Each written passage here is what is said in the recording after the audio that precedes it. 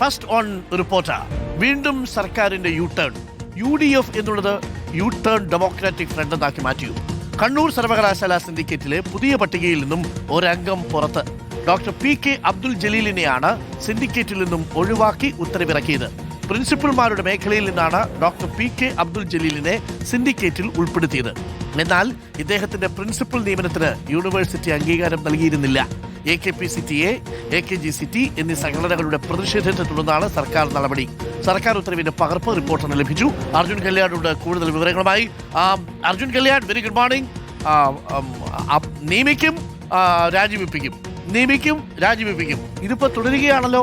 അത് പ്രദീപിന്റെ കാര്യത്തിൽ കണ്ടു, നമ്മുടെ വൈദ്യുതി വകുപ്പ് മന്ത്രിയുടെ പേഴ്സണൽ സ്റ്റാഫിന്റെ കാര്യത്തിൽ കണ്ടു, അദ്ദേഹത്തിന് അളിയനെ നിയമിച്ചതുമായി ബന്ധപ്പെട്ടതിൽ കണ്ടു. ഇപ്പോ കണ്ണൂർ സർവകലാശാലയിൽ സിൻഡിക്കേറ്റ് അംഗത്തെ കൊണ്ട് നിയമനം നടത്തിയതിനു ശേഷം ഇപ്പോൾ പട്ടികയിൽ നിന്ന് ഒഴിവാക്കിയിരിക്കുന്നു എന്ന് കേൾക്കുന്നു. അപ്പോൾ നിയമിക്കുന്നതിന് മുമ്പ് ഇതൊക്കെ ശ്രദ്ധിക്കണ്ടേ?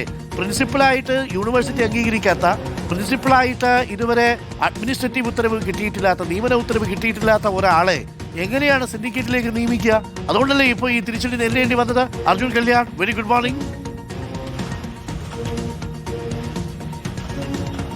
ഡോക്ടർ അരുൺ, തീർച്ചയായിട്ടും അതായത് ഈ പ്രിൻസിപ്പൽമാരുടെ നിയമനം അല്ലെങ്കിൽ സിൻഡിക്കേറ്റിലേക്ക് പ്രിൻസിപ്പൽമാരെ നിയമിക്കുന്ന ഘട്ടത്തിൽ ഇതുമായി ബന്ധപ്പെട്ടുകൊണ്ട് ഇതിൻ്റെ ഉത്തരവാദിത്തപ്പെട്ട ആളുകൾക്ക് ഒരു ജാഗ്രത കുറവുണ്ടായി. അതുകൊണ്ടാണ് ഇപ്പോൾ ബുധനാഴ്ച സിൻഡിക്കേറ്റിൻ്റെ ഒരു ഉത്തരവ് അല്ലെങ്കിൽ അത്തരമൊരു നിർദ്ദേശം സർക്കാർ മുന്നോട്ട് വെക്കുന്നു. അത് പിന്നീട് ഉത്തരവായി പുറത്തേക്ക് ഇറങ്ങുന്നു. പക്ഷേ വെള്ളിയാഴ്ചയാകുമ്പോഴത്തേക്കും അതിനകത്ത് ഒരാളെ പുറത്താക്കിക്കൊണ്ട് സർക്കാരിന് തിരിച്ച് ഒരു ഉത്തരവിറക്കേണ്ടുന്ന ഒരു സാഹചര്യമാണ് ഇപ്പോൾ കണ്ണൂർ സർവകലാശാലയിൽ ഉണ്ടായിരിക്കുന്നത്. ഇവിടെ പ്രിൻസിപ്പൽമാരുടെ മേഖലയിൽ നിന്നും നിയമിച്ചിട്ടുള്ള ഡോക്ടർ അബ്ദുൽ ജലീൽ PK ആണ് ഇപ്പോൾ ഈ പറയുന്ന സിൻഡിക്കേറ്റിൽ നിന്നും ഒഴിവാക്കേണ്ടി വന്നിട്ടുള്ളത്. ഇതിന് ഏറ്റവും പ്രധാനമായ കാരണമായി മാറിയിട്ടുള്ളത് ഈ അബ്ദുൽ ജലീൽ മെയ് 30-നാണ് ഈ കോളേജിൻ്റെ പ്രിൻസിപ്പളായി ചുമതലയെടുക്കുന്നത്. ഒരു അൺഎയ്ഡഡ് കോളേജിലാണ് അദ്ദേഹം പ്രിൻസിപ്പളായി ചുമതല ഏറ്റെടുക്കുന്നത്.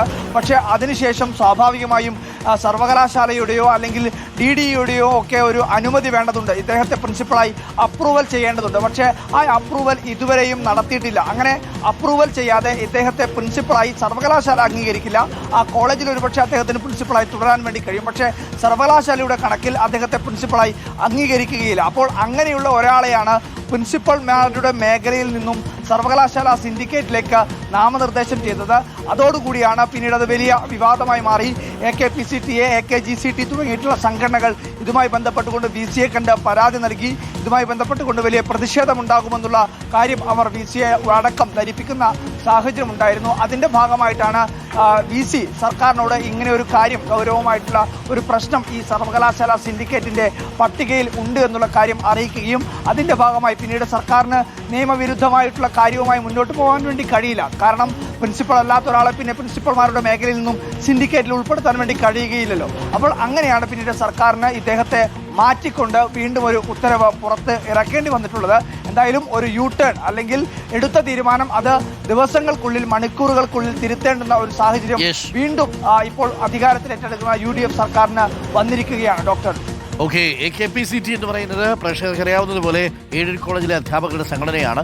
AKGCT എന്ന് പറയുന്നത് സർക്കാർ കോളേജിലെ അധ്യാപകരുടെ ഇടതുപക്ഷ സംഘടനയാണ്. ഇവരാണ് ഇപ്പോൾ ശക്തമായി പ്രതിഷേധിച്ചത്. ആ പ്രതിഷേധത്തെ തുടർന്നാണ് സർക്കാരിൻ്റെ നടപടി.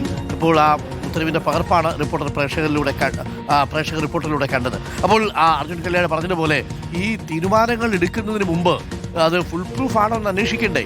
പ്രദീപിന്റെ നിയമനം എങ്ങനെയായിരുന്നു അല്ലേ? ആദ്യഘട്ടം ചില പട്ടികയിൽ വന്ന ചില ലീഡർമാരെ ഒഴിവാക്കേണ്ടി വരുന്ന സാഹചര്യം എങ്ങനെ സൃഷ്ടിക്കപ്പെട്ടു? എങ്ങനെയാണ് സ്വന്തം അളിയനെ നിയമിച്ചതിന് ശേഷം പിന്നീട് വിവാദമുണ്ടാകുമ്പോൾ അളിയനെ തൽക്കാലം ആ പദവിയിൽ നിന്ന് നീക്കം ചെയ്യാൻ വൈദ്യുതി വകുപ്പ് മന്ത്രി ശ്രമിക്കുന്നത്? ഇപ്പോഴത്തെ ഉന്നത വിദ്യാഭ്യാസ മേഖലയിൽ സിൻഡിക്കേറ്റിലേക്ക് നാമനിർദ്ദേശം നൽകിയ ഒരാളുടെ പേര് സർക്കാരിന് തന്നെ തിരുത്തേണ്ടി വരുന്നു. കാരണം അയാൾക്ക് മതിയായ യോഗ്യതയില്ല. അദ്ദേഹം പ്രിൻസിപ്പളായിട്ട് നിയമനം കിട്ടിയിട്ടില്ല.